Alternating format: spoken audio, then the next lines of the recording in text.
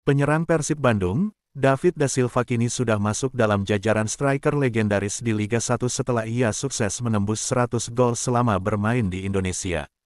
Capaian tersebut membuat David da Silva menjadi penyerang paling produktif di Liga 1, dan menjadi salah satu striker tersubur di Liga Indonesia bersama Christian El Loco Gonzalez.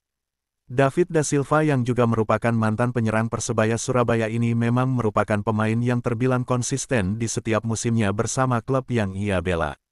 Musim lalu, ia dinobatkan sebagai top skor Liga 1 dengan raihan 29 gol.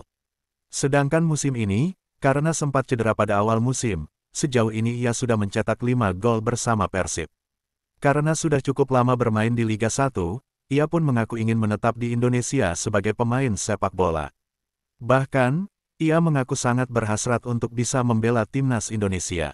Saya akan menetap di Indonesia, karena saya punya keinginan untuk bisa membela timnas Indonesia suatu saat nanti, ujar striker yang akrab disapa DDS ini dalam wawancara pada akun YouTube Transfermarkt Indonesia. Ia ditengarai turut mengamati performa para penyerang timnas, dan dengan optimis, sebagai pemegang predikat sebagai top skor Liga, ia yakin bisa membantu Indonesia mencetak banyak gol.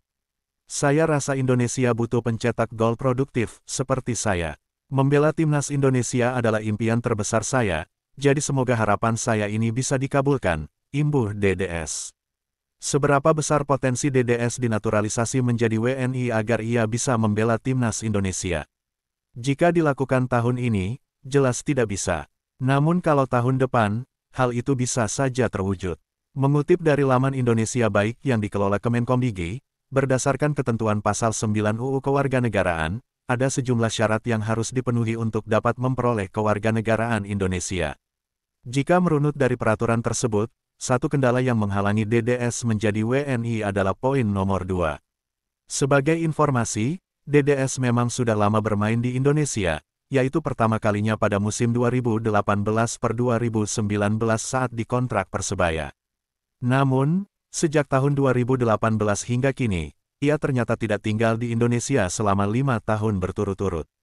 Masih mengutip dari Transfermarkt, striker asal Brasil ini sempat bermain di klub Korsel, Pohang Steelers pada 2019, lalu kembali ke Persebaya pada pertengahan 2019.